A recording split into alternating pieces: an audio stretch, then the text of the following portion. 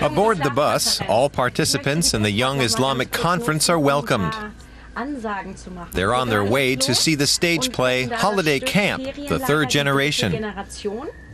Der natürlich nicht gefilmt werden möchte, sagt es, aber Herr Rescheto schmuggelt sich einfach unter uns und ist kaum sichtbar. We're en route to Berlin's Kreuzberg district, an area with a high migrant population. With me are Christoph Schlesinger, 23 years old and Catholic, and 22-year-old Huda Sa, a Muslim of Turkish descent. They and 30 others are taking part in the Young Islamic Conference, a young adult version of the official German Islamic Conference. The group's in Berlin for organizational meetings. As a prelude, we'll be going to the theater to see a play based on the stories of immigrant children. Stories told before bedtime at a summer camp. Hallo Kiddies! Liebe Flüchtlingskinder, im Interesse einer hohen der zu bestehenden Integrationsangebote für Sozialproblemfeld Migration und Flüchtlingskinder in Deutschland. Es geht also um euch selber, Kiddies. Personal stories written and acted out by amateur players. Stories that portray the hopes and disappointments, the wishes and dreams of the third generation of migrant children in Germany. Naja, ich will Karriere machen, ne? Schauspieler, Hollywood und so. Das ist mein Ziel. It's a moving and sentimental piece. Dieser Wandel von einer Komik. It moves from comedy to peering into the soul that everyone possesses. Even the most antisocial hooligan has a soul that people on the street will never see. Everyone has their secret dreams, hopes, and aspirations, but they can't always turn into reality. It's something common to all humans. That's the most impressive and difficult part of this piece. I've never experienced anything like this. I must admit it's given me a new outlook on the third generation. I'm a member of the third generation, but it certainly was an eye-opener for me. A new perspective. I spend the next day with Christoph Schlesinger in his adopted home, Berlin. He moved from northern Germany 2 years ago to study in the German capital. The official Islamic Conference is made up of representatives from the federal government and Muslim groups. It convenes annually to discuss ways of improving religious and social integration. It's a difficult task, and new ideas are welcome. That's where young people like Christoph Schlesinger come in. He and the others will develop a catalog of suggestions from the younger generation's point of view. I grew up in a small town, so when I arrived in Berlin, I was shocked to see so many women with headscarves. I believe both sides must exercise tolerance. Our society must develop more acceptance of new influences, things that are foreign to us, that we've never or rarely confronted. But those who want to settle here must also be willing to give up some of their own customs and become part of a new whole.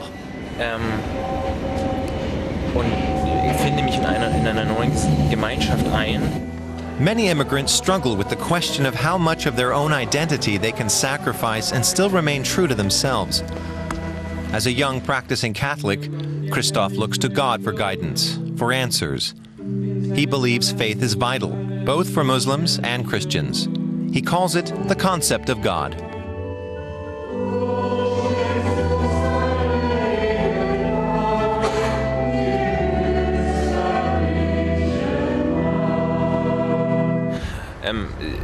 Sports, parties, study, work.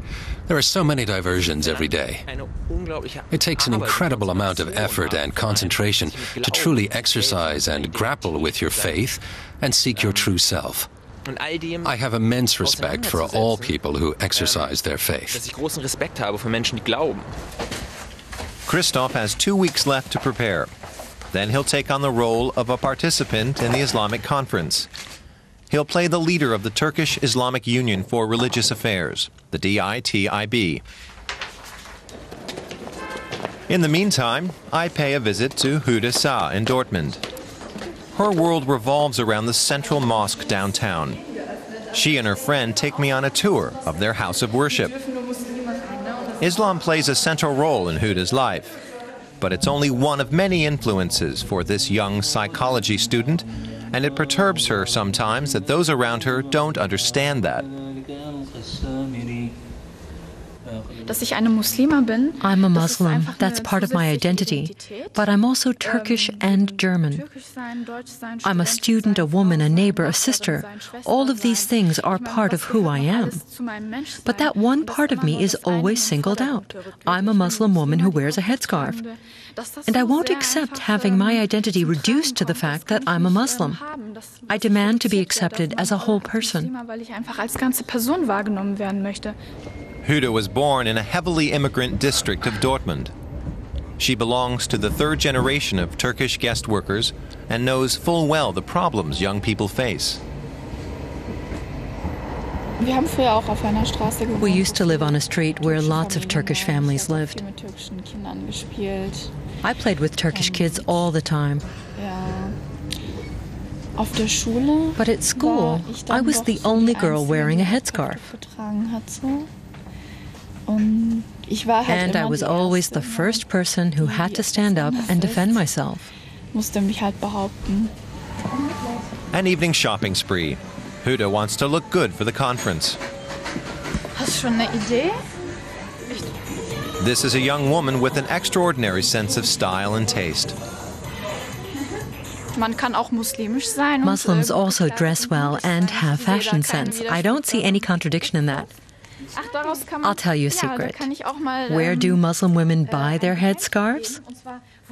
Well, there aren't any Muslim stores or something like that. They're just normal scarves, maybe a bit wider than usual. And instead of wrapping them around our necks, we bind them about our heads. She strikes me as supremely self-confident. We arrive at the Federal Interior Ministry in Berlin. This is the day they've all prepared for. On this day, Huda, Christoph, and their colleagues will become cabinet ministers, state secretaries, imams, and business leaders, all taking part in a grand dialogue. It's an exciting moment. Huda chairs the conference. She enjoys the role. Good day. My name is Ali Dere. I'm the Vice Chairman of the Turkish Islamic Union. And this is the German Interior Minister, the official host of the conference. It's hard to keep the names and roles straight, but the participants are having fun. I have to say, it's easier to speak on camera with you now than it was on the first day. But inside, with 3 cameras trained on me, I had trouble getting the words out. I kept forgetting what I wanted to say. But what about their suggestions? The group will certainly insist on more representation for young people. But will the real conference accept such recommendations? They'll certainly listen to our ideas and keep them in mind. But I can't say whether they'll really have a major influence on the German Islamic Conference.